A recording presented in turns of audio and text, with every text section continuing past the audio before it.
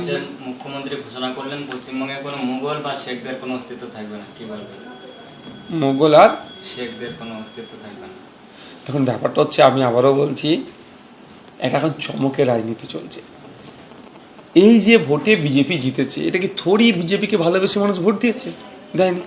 তৃণমূলের অত্যাচারের কারণে বিজেপিকে ভোট দিয়েছে। এমন অনেক বুথ দেখতে পাবেন যেখানে বুথ ভিত্তিক তথ্য বলছে প্রচুর মুসলিম ভোট বিজেপিতে গিয়েছে।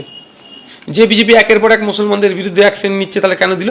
বিজেপির অত্যাচারের হাত থেকে, তৃণমূলের অন্যায়ের হাত থেকে বাঁচার জন্য বা এটাকে হারানোর জন্য। ঠিক যেভাবে বিগত 15 বছর মুসলমানদেরকে ক্যাপটিভ ভোট ব্যাংক হিসাবে রাখতে চেয়েছিল তৃণমূল, বিজেপি এবার তার ভোটটাকে ক্যাপটিভ ভোট ব্যাংক হিসাবে রাখতে চাইছে। ওই জন্য এই ধরনের সব যার কোনো সারবত্তা নেই, এখন দরকার মানুষের পেটে খিদে, খাবারের দরকার, তার পরিবর্তে নাম চেঞ্জ হচ্ছে। একটা নাম চেঞ্জ করতে গেলে কত কোটি টাকা খরচ হয় জানেন? কারণ সব কাগজপত্র নাম চেঞ্জ করতে হবে, কত কাগজপত্র থেকে শুরু করে, সেটা এক নম্বর কথা। দরকার এখন গ্যাস 450 টাকা দেওয়ার কথা বলেছিল, দিতে ব্যর্থ। দরকার সরকারি শিক্ষা প্রতিষ্ঠানগুলোতে শিক্ষক নিয়োগ করা, দরকার পুলিশে যে শূন্যপদ আছে পূরণ করা, ব্যুরো অফ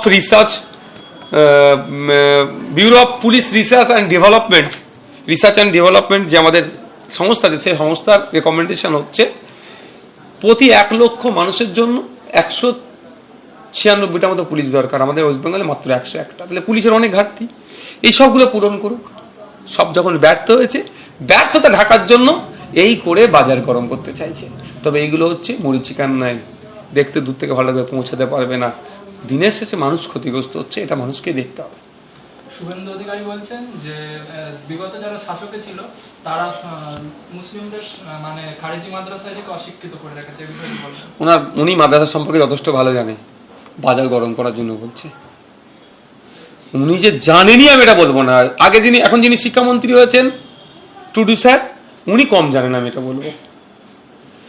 তার থেকে বেশি মাদ্রাসা সম্পর্কে শুভেন্দু বাবু জানেন, শুধু মানুষকে গুমরাহ করার জন্য, দেখুন খারেজি মাদ্রাসায় সরকার কেন রাখবে? গুরুকুল থেকে শুরু করে গুরুমুখী এই ধরনের যে শিক্ষা প্রতিষ্ঠানগুলো আছে, তারা তাদের ধর্মীয় ভাবে চলে, মানুষের চাঁদাতে চলে। এটা সরকারের কোনো ফাংশন নেই। হ্যাঁ, এটুকু বলতে পারে যে সেখানে সিলেবাস কি আছে, বা সেখানে কি পড়ানো হয়, বা ওয়ে অফ টিচিং সিস্টেম, সেটা আপনি দেখতে পারেন। আপনি কমিশন গঠন করে দিন, সে কমিশন ঘুরে ঘুরে দেখুক, কোনো সমস্যা নেই। উনি এত মুসলিম ছেলেদেরকে চিন্তিত, তাহলে অন্তত ওনাকে একবার টুইট করতে বলুন একটা, কাশ্মীরের বৈষ্ণব দেবী মেডিকেল কলেজকে কেন বন্ধ করে দিল? 50টা সিটের মধ্যে 46টা মুসলিম ছেলে সুযোগ পেয়ে গেছিল MBBS পড়ার জন্য। কি হলো? সেই কলেজটাকেই বন্ধ করে দিল। কিন্তু ওই 46 জন মানে স্টুডেন্ট কিন্তু হয়নি, এই পড়া থেকে দূরে ছিল, অন্য মেডিকেল কলেজে তারা চলে গিয়েছে। এই যাদের মানসিকতা, তারা আবার খারেজি মাদ্রাসা, সিনিয়র মাদ্রাসা নেই, কি জানবে? আর একটা কথা হচ্ছে, আমি এটুকু বলবো যে এটা আমাদের মুখ্যমন্ত্রীর জন্য না, উনি জানেন। যারা জানে না মাদ্রাসা সম্পর্কে, একটু স্টাডি করুন, মাদ্রাসা শিক্ষা ব্যবস্থা করুন। রাজা রামমোহন রায় থেকে শুরু করে, ডাক্তার রাজেন্দ্র প্রসাদ থেকে শুরু করে, স্বাধীন ভারতের প্রথম শিক্ষামন্ত্রী মৌলানা আবুল কালাম আজাদ থেকে শুরু করে, হরিচাঁদ ঠাকুরের ছেলে গুরুচাঁদ ঠাকুর, সব অনেক ব্যক্তিত্বরা আছে যারা মাদ্রাসা শিক্ষা অর্জন করেছে। শুধু তাই না, রেশমি রুমালের ইতিহাস, ব্রিটিশদের বিরুদ্ধে যে আন্দোলন সংগঠিত হয়েছিল, সেটা যিনি মূল হোতা ছিলেন, তিনি একজন মাদ্রাসার ছাত্র ছিলেন। স্বাধীনতা আন্দোলনের প্রচুর মানুষ, মুসলিমরা শহীদ হয়েছেন, ভিন্ন ধর্মের মানুষরা শহীদ হয়েছেন, কিন্তু 53,000 আলেম শহীদ হয়েছিল। এই আলেম মৌলানা কোথা থেকে পড়াশোনা করেছে? এই মাদ্রাসা থেকে পড়াশোনা করেছে তারা। সর্বোপরি এতটুকু বলবো যে মাদ্রাসা সম্পর্কে যারা খারাপ ধারণা করছেন, অন্তত মাদ্রাসাকে একবার নিয়ে আপনারা স্টাডি করুন।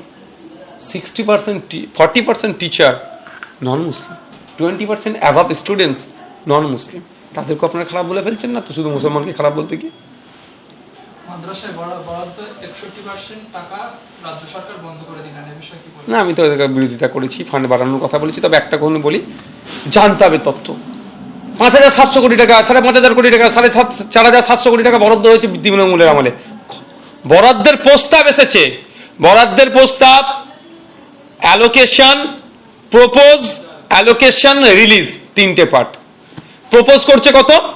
5,000 কোটি টাকা। অ্যালোকেশন করছে 2,800 কোটি টাকা। রিলিজ হচ্ছে 2,200 কোটি টাকা। এই গল্প করেছে তো, তবে এই ফান্ডও কম। আমরা রাজ্য সরকারের কাছে অনুরোধ করেছি, শিক্ষামন্ত্রীর কাছে, যে মাইনরিটিদের স্বার্থে ফান্ড বাড়ানো হোক। এক দেশ এক আইন কিন্তু দেখা যাচ্ছে তো বলে দিয়েছি, এটা নীতি দিয়ে ওটা দিয়ে দেবো তোমাদেরকে। ঠিক আছে, ঠিক আছে।